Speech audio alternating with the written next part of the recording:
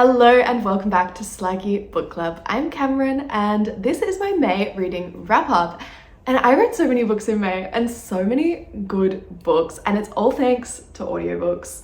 I have been listening to non-fiction books on audio for the first time ever in my life. Like, I've never been an audiobook girly and I still can't do fiction and I don't want to do fiction, but non-fiction audiobooks are changing my life.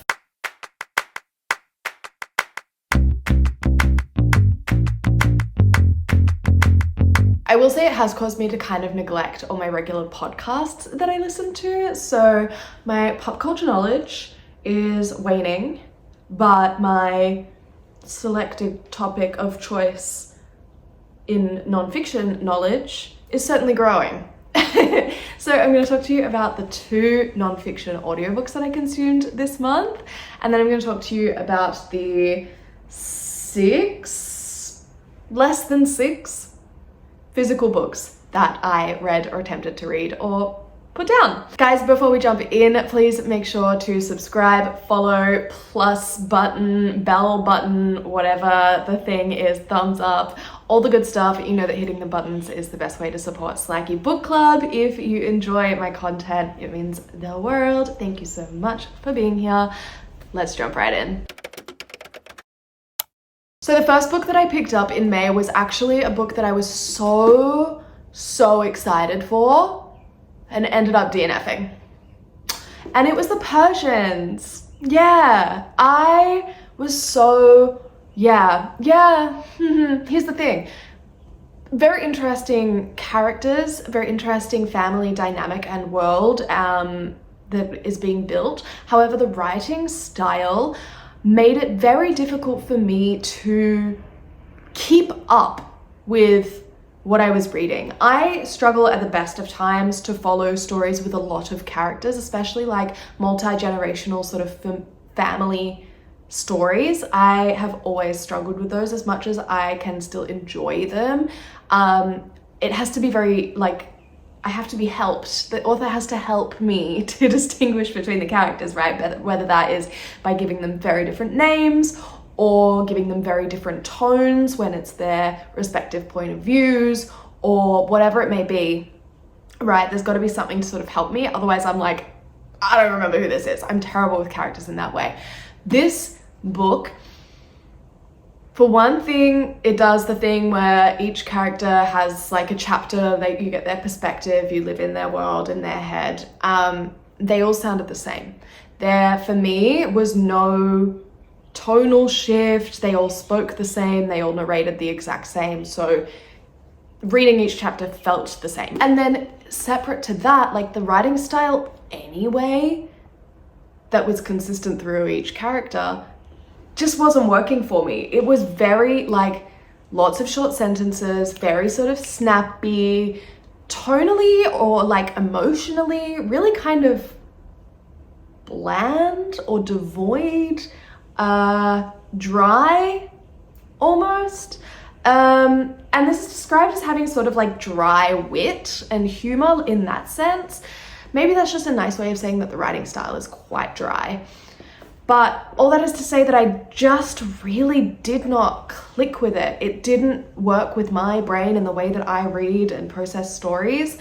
And as much as I was interested in the characters and I wanted to be able to follow them because their shenanigans were so entertaining and so interesting and I want to know where they go, I was finding it too difficult to lock in that there was no point me continuing to read it because I just was not following it enough, if that makes sense. You know what I mean? It wasn't even entirely that I wasn't interested. It was I couldn't grasp it. I wasn't absorbing it enough to carry on reading.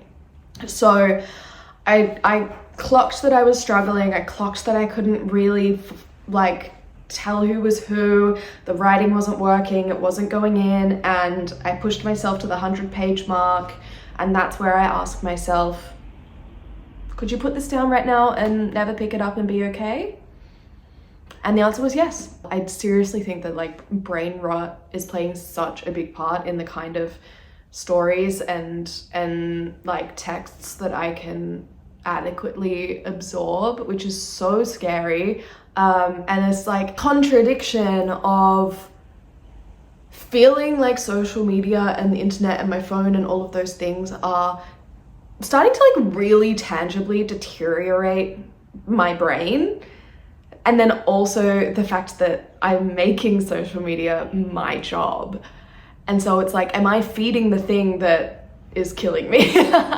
You know what I mean though? Like I do feel this sort of contradiction. I imagine I am not the only one where it's like, I can see that it is harmful and it is negatively affecting me, but also I'm feeding it. And I'm like, I'm posting, I'm creating the content that is rotting people's brains. I mean, hopefully my specific content is not rotting people's brains, but even like, if you don't think about what exactly the content is that you're consuming, like even if you're constantly consuming like considered intellectual whatever the fuck content, like you're still consuming a lot of it and a lot more than your brain is like capable of processing, right? It is that constant back to back of like quick, another thing, another bar, another club, you know? And so there is a sense of solace in leaning into the long form.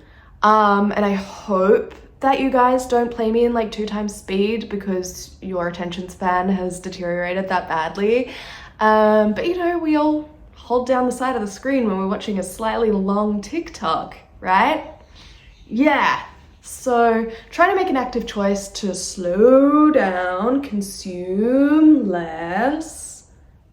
And if that means that, you know, you guys consume less of my stuff because you're doing the same thing, then I respect that. All that is to say though, that the next book that I picked up, I was entirely absorbed in and felt very intellectual, very smart, very complex, and I was all up in it. So it's not all dark days, not yet, and I'm talking about Mother Tongue by Naima Brown. And you may have seen me talking about this already because I have been yapping all over the place because of how much I loved this. And it has been awesome to see people coming into the bookstore that I work at and directly like coming up to the counter and being like, do y'all have Mother Tongue? So clearly word is spreading that this is a fantabulous book, and everyone else that I'm seeing reviewing it is saying the same things. My one single gripe is that the ending is dissatisfying, be warned. But apart from that, as much as the protagonist is perhaps unlikable or you can't like relate to her or whatever it may be, I thoroughly enjoyed this story. It is so unique, it is so clever, and when you look at Naima Brown's like background and her academic credentials, she has like, let me bring this up. She has degrees in Middle Eastern studies, anthropology, and religious studies. And all of that knowledge and like, you know, focus on those topics shine through here, right? This basically follows a young woman who, when she's very young in this small town, gets caught up romantically with this charming, albeit Republican man, and they fall into this very traditional life, and she becomes housewife, and then she has a child, and now she's a mother, and she's very dissatisfied, let's say. And then one night she slips and bumps her head and goes into a coma, and when she wakes up, she speaks fluent French. And so there's an opportunity for her. Now she speaks fluent French and like struggles with English. Which, side note, I always find it so fascinating hearing those like real life stories of when that happens to people, when people like wake up from a coma speaking, like fluently speaking some random language. That's crazy. How is that a real thing that happens? The human brain is... The story unfolds from there, and we get insights into multiple different characters, inner worlds, and it's very fascinating. And it's not the kind of characters that you're really used to spending time with, let alone empathizing with. And a lot of it is really saddening, heartbreaking. It's like brutal circumstances, but the way that it's written, and it's so like compassionate and complex, but Naima is really like approaching it from like a let's try to understand these people and how they got to be where they are and how this would actually affect them and la la la la la.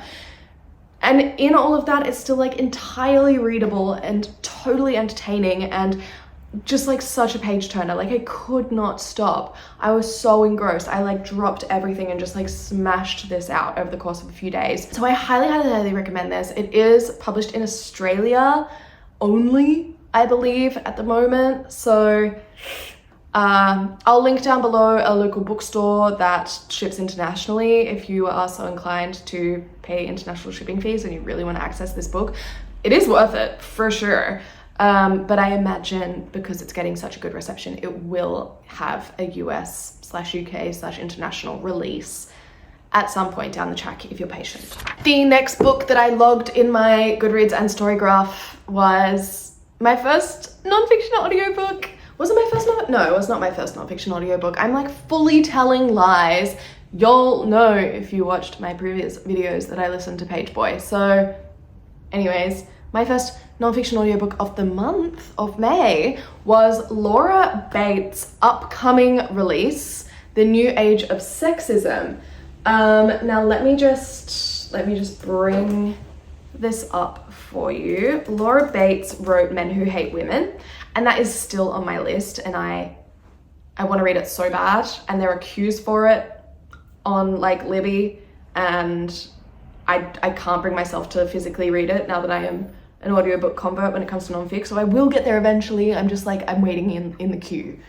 The New Age of Sexism, How the AI Revolution is Reinventing Misogyny. So essentially in this book, Laura Bates deep dives the new world of AI and its prevalence in day-to-day life, in society, and the new ways that it is fostering and enriching sexism and patriarchy and misogyny. She covers everything from like the biases of LLMs, large language models, like ChatGPT kind of things, to like sex robots, and like digital brothels and apps where you can download a girlfriend that are like advertised as like being for companions, for lonely people, to help mental health, and then you download it and it's like, hi, I'm Booby Girl.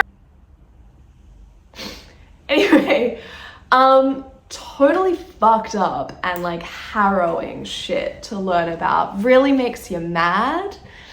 So this is my thing with like, I love obviously like learning all the feminism stuff and being informed, but with that comes rage and a feeling of helplessness, and it's sort of like balancing this knowledge that ignorance would be bliss, you know. Do I really want to know all the ways that the world, but it's good to be informed, right? And then you can have conversations with people, and then awareness is spread and all of that. So incredible research work. Like I don't know how Laura Bates herself sleeps at night, like having been so deep in all of this. I would like probably combust, like having just consumed what she wrote really rattled me, right? But can you imagine like spending so much time with all of that and doing the research and like having that just in your brain for like, wow. Yeah, I feel like I would just live in like a constant state of total rage and anger. Like the world hates women, but very much recommend. And I highly recommend it on audio. Laura herself narrates it. She's got this lovely, gentle English voice, and perhaps like in a way that kind of softens the blow of the really horrific stuff she's telling you about. I then read Ocean Vuong's new book. I don't have it in this pile of books next to me. It might be downstairs and I can't be really going to get it. So that's what it looks like. It was so good, so good. And I highly recommend that you like watch all of the interviews that Ocean is doing on his like press tour, because the shit that man has to say, he is his mind. I am loving listening to his philosophies, but his like reasoning for why he wrote the story, right? This is a story about a young man who his life has just not gone great and he's had enough, and he tells his mother he's going off to uni, but he's not. And then he meets this old woman who is very isolated and lonely and has dementia, and they form a bond, and he gets a job at this like fast food joint, and so then we get to know like the employees at this fast food joint, and Ocean describes it as like a story about people whose lives aren't going anywhere, like that this is their life. They're stuck in this minimum wage job in this small town, and this is their life, and he wanted to give that meaning. He wanted to, or not give that meaning, but show that that has meaning too. You know, he was like, you don't see stories about that. You see the hero's journey. You know, you see people getting themselves up out of that situation and finding success or finding meaning elsewhere. And that's not a realistic life story or possibility for a lot of people. And so why can't there be a positive, optimistic, beautiful story about people who are just going to stay right where they are for their lives, and that's that. And that in itself is like sick. Oh my God, so beautiful. This man, oh my God. And yeah, it's a really beautiful book, and his writing is so readable. It's so poetic. It's so like lyrical and gorgeous and emotional and lovely, but it just flows. And I mean, it's a long book, like it's a big, chunky, sizable book, not huge, but like it's, yeah. And I was so in, and I was just enjoying, I was turning the pages.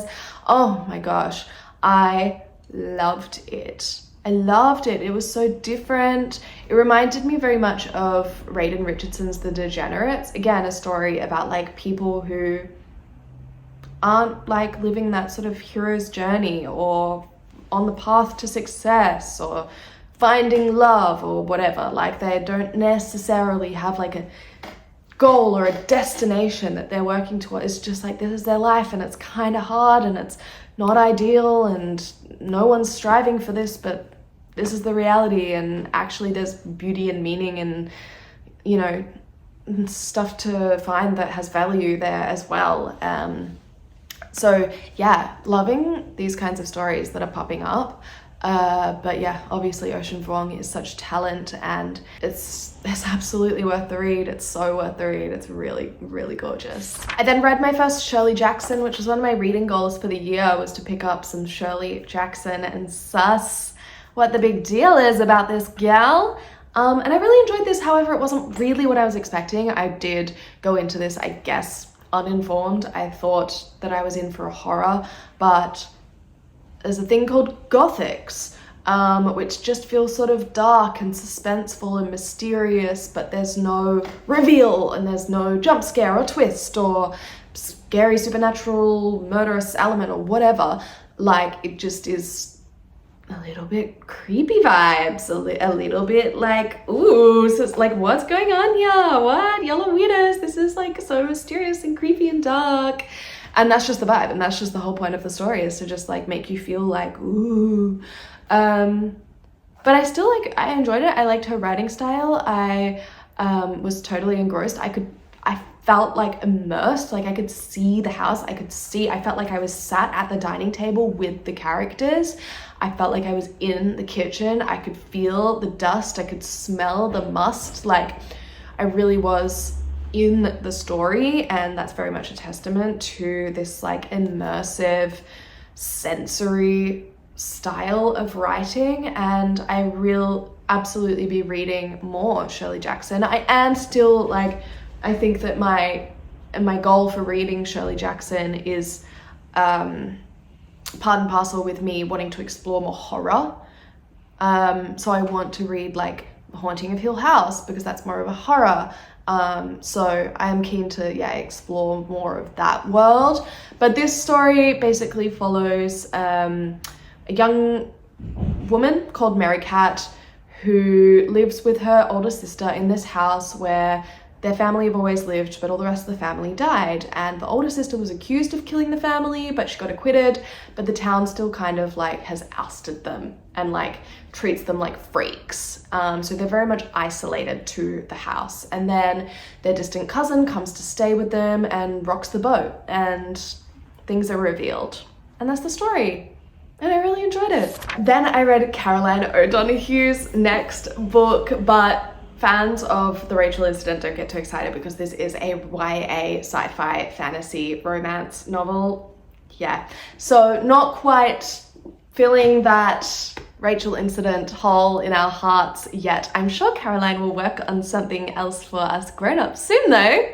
I read this because it's Caroline, and so of course, she has written YA fantasy type books in the past, and I won't be reading those for obvious reasons. This, for a YA sci-fi fantasy romance, was quite good. It still felt like the kind of like very real, very emotionally relatable, down-to-earth characters that Caroline writes that were very lovable in The Rachel Incident.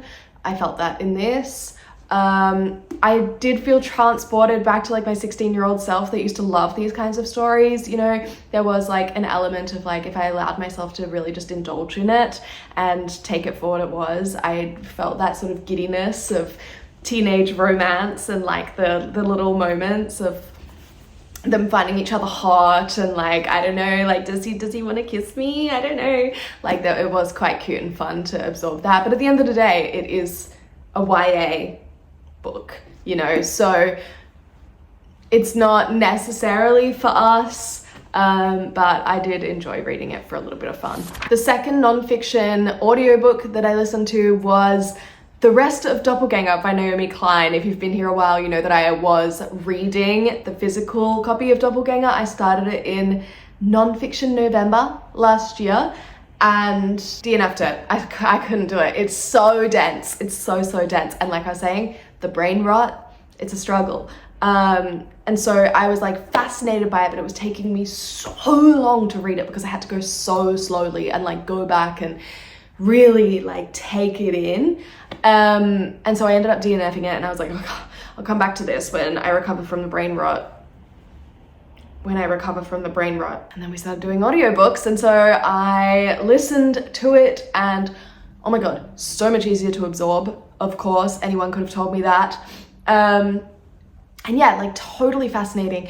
I did still find myself zoning out at times. I think that there's a lot. She wrote a lot, and I will say that there were like times where it got a little repetitive, but fascinating work. And like, I really like, obviously like have such a deep appreciation for the depth of her research. Like she must be like somebody who research is like the bane of my, I hate researching. I've always hated researching through all of my schooling and everything. Like the act of researching is just like, ugh. So for that to be her whole job and for her to do it like so well and in such depth and interpret her findings and like what a smart lady, what a smart lady. So I am really interested in like reading / listening to more of her work. Haley has been consuming a lot of Naomi lately and raving about her, so I'm very much interested in what else she has written and spoken about. I like this new era of listening to informative audiobooks and feeling like I am building my knowledge. And so I feel like Naomi Klein is a good place to absorb some good stuff, some good in-depth stuff, right? So very glad I finished Doppelganger. But yes, super dense, like there's a lot there, but really interesting. I should tell you what it is about. It's basically about her, how she gets and has always, like, through her whole career gotten confused with Naomi Wolf. And Naomi Wolf wrote The Beauty Myth and came up as this, like, new age feminist, which, looking back, she actually wasn't that new age and wasn't really presenting any new ideas at the time, but people were like, woo, feminist, we love you.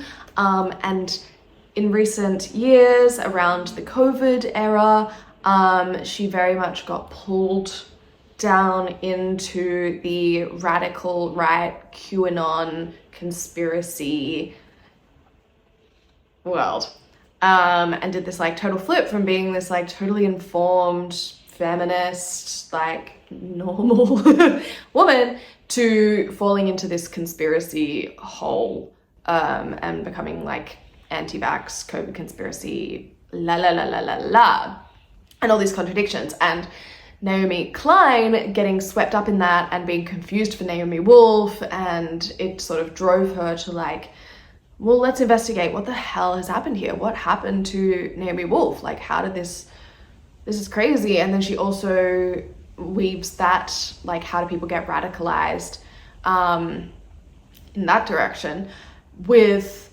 these concepts of doppelgangers throughout history and what that means, and how Naomi Wolf is her doppelganger in the most traditional sense of being this, like, alternate, opposite, evil version of her. And yeah, it's all very, like, complex, and they cover a lot. She covers a lot. But yeah, that's essentially the crux of Doppelganger. A quick note on process, which I have not picked up once this month, so very, very, very close to committing to the DNF. Yeah. And finally, I'm currently reading, but about to finish, Sunstruck. I asked you guys whether I should pick up this or The Dream Hotel, and overwhelmingly you all said Sunstruck by William Rayfet Hunter. This follows a young Black British man who goes to, like, his uni friend's rich French mansion holiday house for the summer and becomes entwined with this, like, rich white family. And it's gay and sexy and hot and sweaty and dark and depraved, and unfolds from there. Like, before I read it, was comparing it very much to, like, Saltburn and Call Me By Your Name, but that's sort of, like, half of it, and then it unravels. It's the holiday house, the summer is not the entire story. Summer ends, they go back to their lives, and shit unravels from there. There's a lot of race-related stuff, police brutality type stuff, the contradiction of being this, lower class Black man, parent, son of immigrants, but also being, like, very involved with this rich white family who are quite right-wing, conservative, and the conflict of that, and it's getting quite dark. It's I'm in the last quarter now, and it's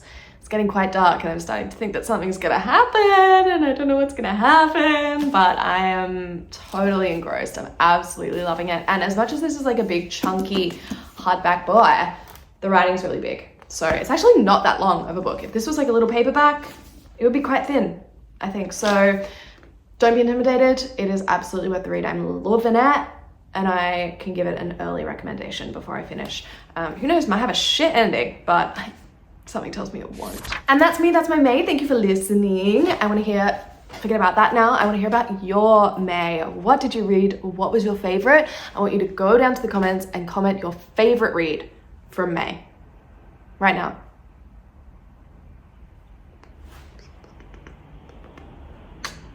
Cool, thank you. I'm gonna read it, and then we're gonna chat about it, and I'm gonna see you in my next episode. What I will say is that I am about to go away on a holiday, so content might be a little bit here and there, but also expect some travel vlogs. Yeah, expect some travel vlogs. Be excited. I've always said I hate vlogging, and yet here I am. But it's only because you guys keep hyping me up. So keep hyping me up and I'll keep vlogging. But if you stop hyping me up, I'm gonna stop vlogging. So I'm doing it for you. Stay tuned for still regular programming, but perhaps a little less. But either way, I'll see you in my next video. Bye.